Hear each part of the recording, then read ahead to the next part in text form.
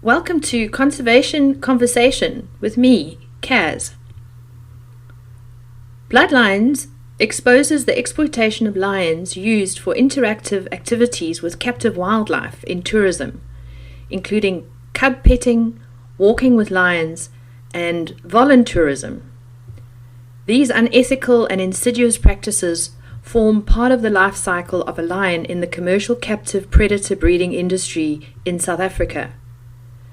We speak with Dr. Louise de Waal, Director and Campaign Manager of Blood Lions, and discuss the issue of animal welfare throughout the life cycle of a captive bred lion. Welcome, Dr. Louise de Waal, Director and Campaign Manager of Blood Lions. Thank you, Kaz, and thank you for having us. We're very excited to have an opportunity to chat with you about this whole issue of interacting with wildlife, more specifically with lions. And I'm looking forward to you sharing your insights and the things that you have uncovered as far as the lion cub petting and canned lion hunting trades are concerned. So can we start off with this interaction of humans cuddling and kissing and petting baby lions? Yes, it's one of those things, I think, and when you see a lion cub, or whether it's a lion cub or a cheetah cub or a tiger cub, they're incredibly adorable. They're so cute. So it's understandable in a way that people want to get as close as possible. And you can't really get any closer than actually cuddling and petting and bottle feeding these animals. And that is sort of the human emotion that this whole industry is kind of based on, that ultimate desire to be that close to these very iconic big cats. And I think there is something special. There's quite a special relationship between us humans and big cats. And so I think that is ultimately what they are looking for, that very strong emotion of people. And then couple that with the sort of the fraudulent messages that they're using, the marketing messages that these cubs are being orphaned or they're rejected by the mother. That adds to that emotion. And especially, and I don't want to sound sexist, but especially the sort of younger females there, I think their maternal instinct comes out. And when we look at the volunteering, it is predominantly that sort of youngish 18 to 35-year-old white females who will want to come and volunteer and look after these animals. So yeah, it is really building and playing on our human emotions. Yes, a little bit of a nefarious way of going about things. But Louise, you said the misinformation that these animals or these lion cubs have been rejected or are orphaned. Where do they actually come from? Well, that is a very simple answer, and they're being bred in captivity. We have approximately between 300 and 350. The exact number is not known, but we have definitely been able to identify about 350 captive facilities, many of whom do breeds in captivity, and many of those who are open to the public as well. So we've got this very well developed commercial breeding industry in South Africa that breed these big cats. And when I'm talking about big cats, and often we sort of use lions, and lions are the main species, but it's not just lions that we breed in captivity. When we look into our indigenous species, it's lions, it's cheetahs, it's caracals, it's leopards, it's servals, basically all the indigenous big cats. Then we breed non-indigenous or exotic species like tiger, puma, jaguars, and then we even crossbreed. We crossbreed between tigers and lions and create these monstrosities that are generally being referred to as ligers. So it's a very extensive, well-established commercial industry that breed these animals in captivity. Yeah, yeah. Um, which is quite disheartening to understand. And obviously from a biological perspective, when the female lion's cub has been removed, that obviously then prompts her back into estrus, and so the whole process is repeated over and over, which of course is not a particularly healthy for the female lion, because in the wild they would only be giving birth to new cubs sort of every two years or so, if I understand. That is absolutely correct. Yes, and that helps. So in when we compare captivity and a wild situation, you're absolutely correct. A mother will have a litter of cubs approximately every couple of years. That is when her cubs are completely independent and matured, and she won't actually go into heat again until that point in time. When you actually take the cups away, then her hormones sort of rebalance, and she, as you say, she goes back into heat much more quickly. And so, in theory, you could have 4 to 5 litters in the same period that a wild lioness would have 1 litter. So yeah, the number of cubs these females can produce and do produce is huge, and that puts an enormous both physical and mental psychological stress onto them as well, because we should not forget that we're talking about sentient beings. These animals, they do feel pain, both physical and emotional pain and stress.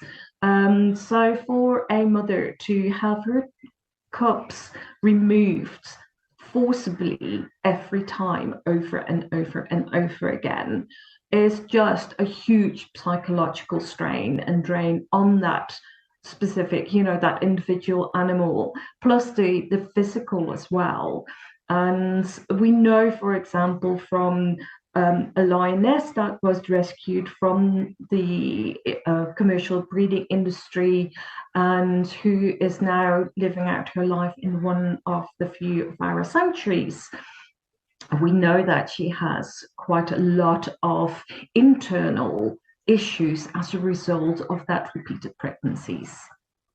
I mean, what you're describing, Louise, is sounds like it's almost on an industrial scale, which is, again, and I'd like to now move on to the direction of whether there's any sort of conservation value in having these lion farms in place, and what, if any, benefit to biodiversity they present.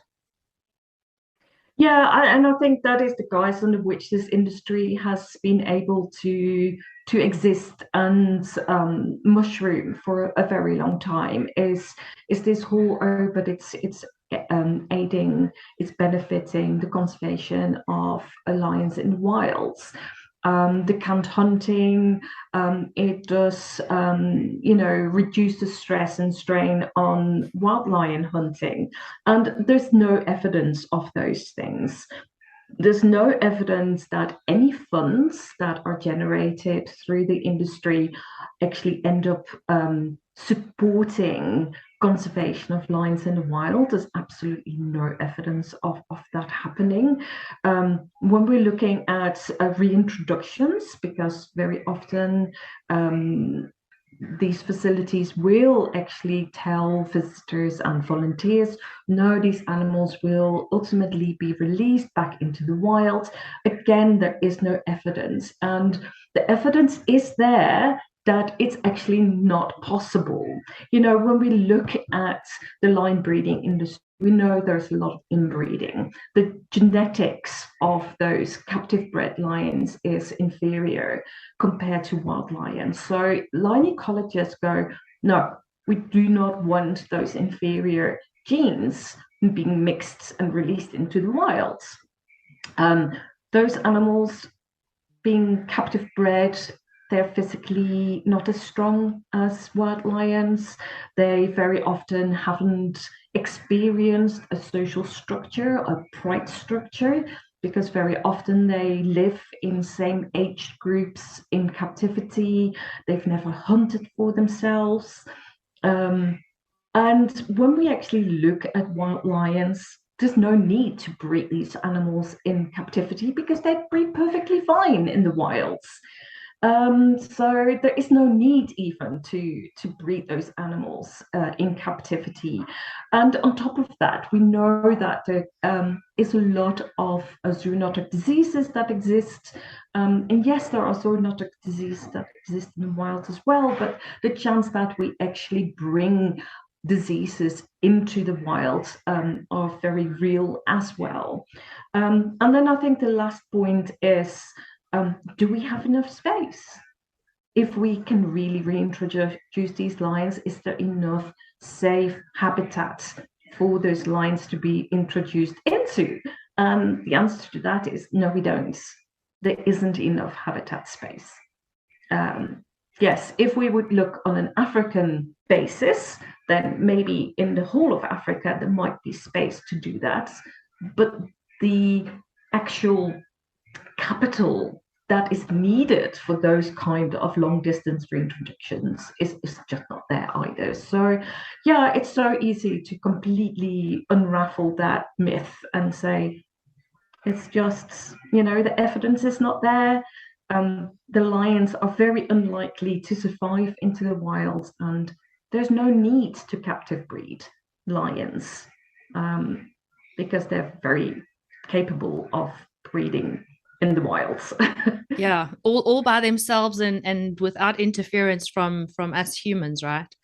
I like this the point that you mentioned about whether there would be sufficient space for these animals if there was evidence that reintroduction to the wild was actually possible.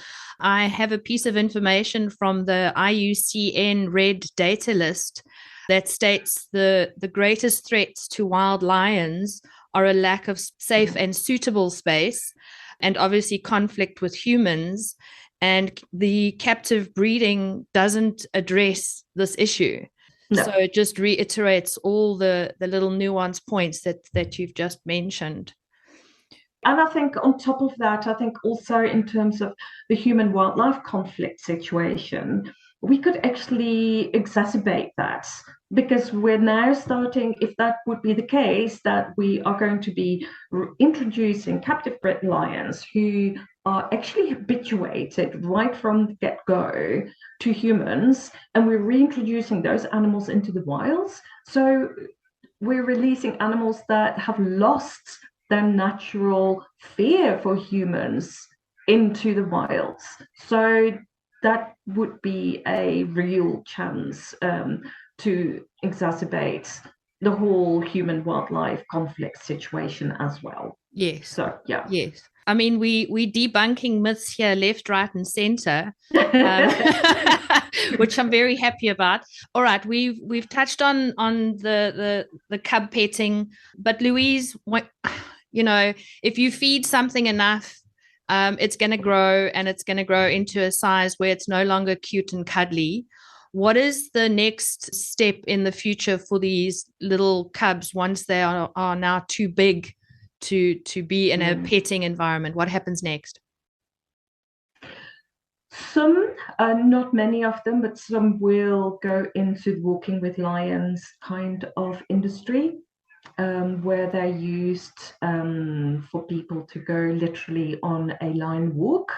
And otherwise, they will go back to the breeding facility or another facility that has enough space where they can sort of grow a bit further until they're big enough to maybe be shot in a canned hunt, or being exported live to a variety of countries around the world.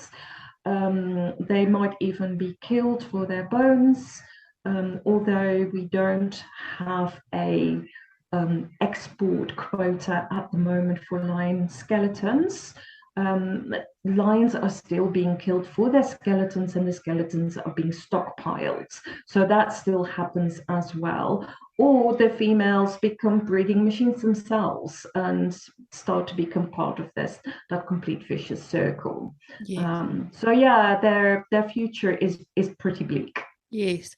Yeah, you mentioned about the lion bone quota. I know there isn't one at the moment, but when there was one, I think it was, yeah, since 2008, it's been revealed that 6,000 lion carcasses, or plus minus 70 tons of lion parts, have been exported to Southeast Asia for use in Asian traditional medicine practices. And I think it was uncovered that this was perceived as being a byproduct. But then it's also since been discovered in 2017 by the EMS Foundation and Banned Animal Training that 91% of those body parts included skulls. Please tell me why the skulls being part of those 70 tons is an alarming indicator. Basically, if the skull is part of the whole skeleton, so i.e. the skeleton is being exported whole, it means that the lion has not been shot or killed in a trophy hunt, because a trophy hunter generally would want to take the head, that includes the skull, as the trophy back home. So the taxidermist would then create a beautiful lion's head that they can put on the wall. So it means that those animals were killed purposely for that industry. And yes, the bones are being used for traditional Chinese medicine, but we should also not forget that every other body part is being used as well. So teeth and claws, for example, are being manufactured into quite expensive jewelry. Quite often the skins are being used for rugs. So every part of the body is being used, and we are getting more and more information now as well that even the meat is being used. So yeah, it's virtually every single body part that plays a role. But we also believe that there are processing plants in South Africa that actually start boiling down these skeletons into very condensed forms. And they're generally being referred to as lion cakes. And then there's sort of a powdery form, very compacted powdery form that then is exported. And of course, that product, you can't recognize that anymore as a lion product. So how is that being exported? Is that being exported in between other things illegally? We don't actually know. So yeah, there's still a lot of information that we need to sort of uncover. But a lot of these animals are being bred specifically for that trade. And let's not forget that a lion that is hunted in a canned hunt needs to at least physically look attractive. A lion that's been bred specifically to be slaughtered for their bones doesn't matter what they look like, because they're only interested in the bones. Yeah. So from a welfare perspective, that industry is a massive concern and very problematic. And there are welfare concerns all through the life cycle of these lions as well. The NSPCA does regular inspections at these at various facilities, and they're finding all sorts of welfare issues relating to this industry. And just from the start, when you actually remove a lion cub from the mother, these cubs are fed on a milk replacer. Quite often a milk replacer like Aspelac, which is actually developed for canines. And that means that there are certain amino acids missing, certain vitamins and minerals, amino acids missing from that specific milk replacer. So that means right from the get-go, you do not give those animals a fair chance in life. Because as a result, their immune systems become compromised. And as soon as their immune systems are compromised, they are more susceptible to all sorts of diseases. Yes. Yeah, and I think once they've been weaned off this ineffectual milk replacement, even then there's other things that they need to take in what would normally be in their natural diet, that if they don't receive, they get complications with eyesight, I think is something that I read. I think there's complications with virtually everything because very often they are fed on chicken. Yes. So those chickens very often come from the intensive chicken farming where, a whole boiler house dies for whatever reason. So it's a very limited intake of meat, and it's all white meats. If you think about what a lion eats in the wilds, they will take an impala or whatever it is down, and they eat all the parts, and it's red meat and it's the intestines, and so they sort of buy all the various elements of the body that they eat. They get all their vitamins, their minerals, their calcium, their everything. Whereas, a chicken is not really enough to feed a lion on. Maybe yes, in terms of calorie intake, it can be sufficient, but not in terms of the nutritional value that such an animal, such a predator needs. So yeah, that can lead to all sorts of a whole range of diseases, bone deformities. I'm sure it can have impact on their eyesight. Just everything and anything under the sun. But bone deformities can actually start from a very early age. I've actually seen a very young cub of maybe six weeks in a petting facility, and it had very sort of those O-shaped little legs.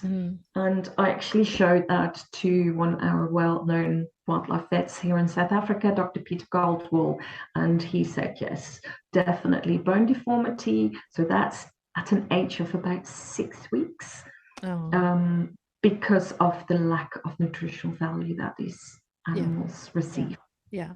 And I mean, besides the lack of nutritious food being fed to them, they're also, when they're not being hugged and petted for 8 to 10 hours, they then confined all together in pretty small enclosures.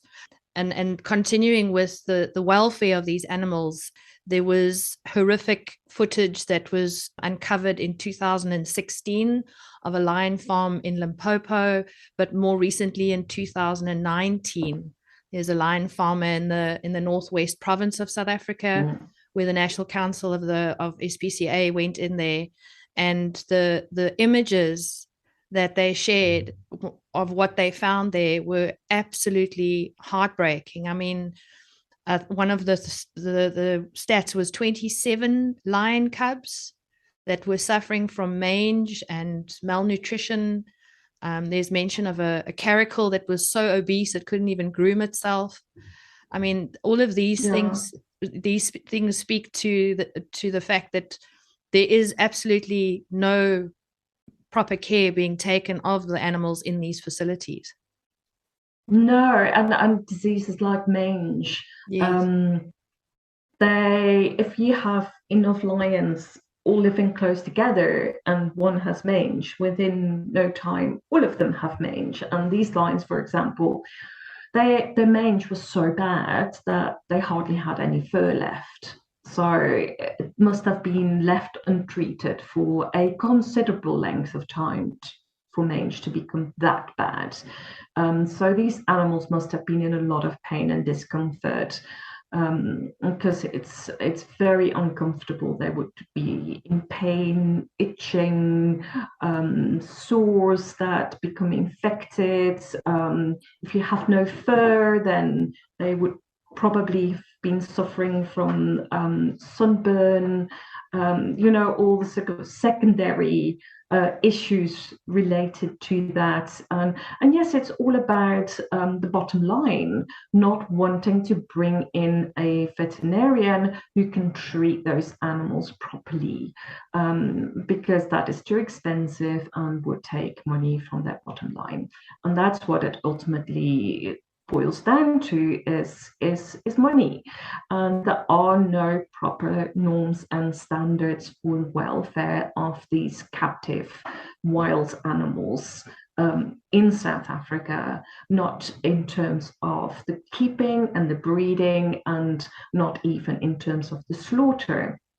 We have norms and standards for keeping of cows and pigs and chickens and all your domestic animals, and how to slaughter them, and what's right and what's not right, and how, and how their welfare at least should be taken into consideration. There's none of those existing for the captive breeding and keeping of wild animals in South Africa.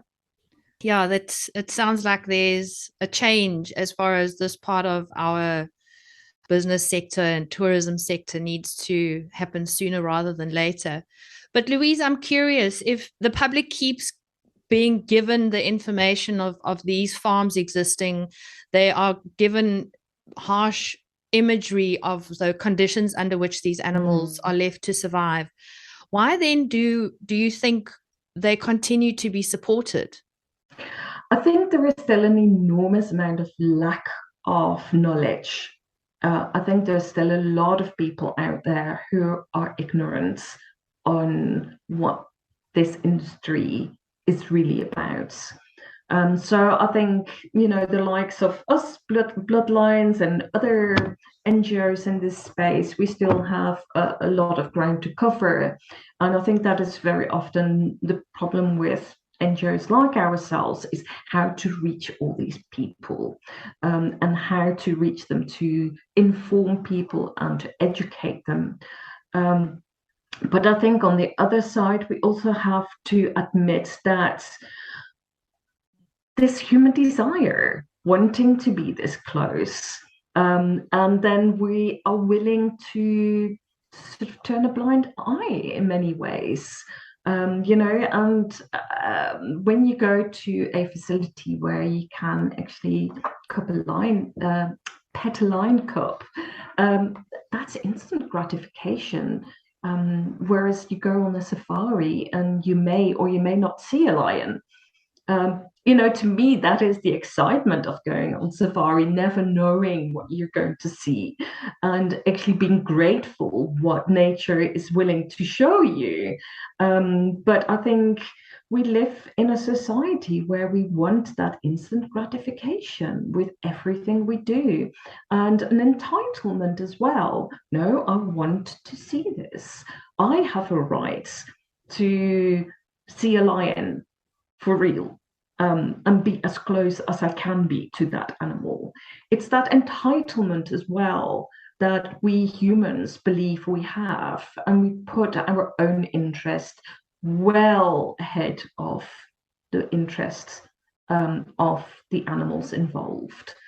And I think that is something that we have to start to admit as a human race, to do something about, because is it really necessary? Do we have that right to see everything for real?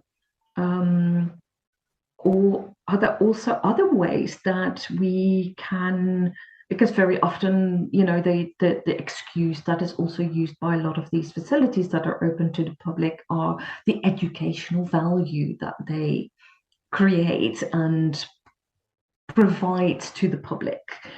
And that is a big question mark as well. What is the educational value? And if there is any, are there other ways in which we can achieve that? Other ways that do not ultimately put the animal in a situation where its welfare is being compromised.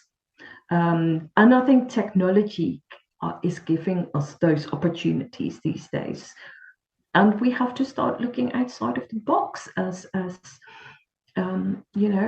educational providers. We have to start looking outside of the box in terms of other ways of providing people with the information that they need to inspire a love for species, a love for conservation, a willingness to be involved in that space in a positive way, rather than this instant gratification and the obsession with taking selfies and wanting to put these photos onto social media.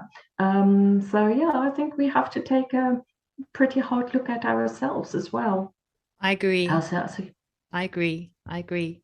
And I like your reference to modern technologies and thinking outside of the box and creating the awareness of what these facilities really are about and exposing it. And, if it can't be a self-regulated, upstanding sector, then maybe the lack of money coming from visitors and those encounters they're hoping for is going to be, sort of start a chain. But I think, Louise, I'm sure you'll agree that if there aren't those interacting facilities, there are still going to be these other industries from lion breeding that will continue and go against the better welfare of the species. And so I think more and definitive action needs to be taken by the South African government. As you pointed out, there's no regulations for how we work with these animals, whereas there are for other domesticated species. So I think the call for action in terms of putting regulations in place is becoming more and more critical. Although, yes, I totally agree. Other parts of the industry will still continue if we would be able to curb the sort of the tourism interaction side and the volunteering side. But we will take a very important part of the revenue out of that whole chain, because it is a value chain that we have created. And if we take that important part away, it makes it less attractive from an economical point of view to be part of this space. So yeah, it will help, but I fully agree that we need to take a much more definitive action, because once the industry will come up with other ways of raising money from these animals. So yeah, I think the closure is for us is the only way forward. Yeah. A full closure of the industry. Yeah. I think there's a lot of hard work ahead, not just for NGOs like yourself, but other people that are very keen to see this industry shut down. But I think it's going to be a very long and arduous process. It's not going to happen overnight. No. But on that note, Louise, I want to say to you, thank you very, very much for taking the time to highlight these issues of what I believe an iconic African species. And hailing from the continent, it's something that I would see rather running around in the bush, roaring its head off than in a cage dying from all kinds of other diseases. So thank you very much. I could agree more. Thank you.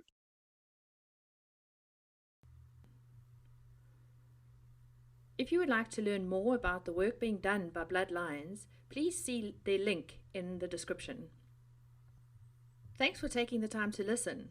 We hope you'll join us in our next conservation conversation. Just a quick shout out to the Original Music Shop, also known as Tom's, for assisting us with our podcasting equipment. You guys are awesome.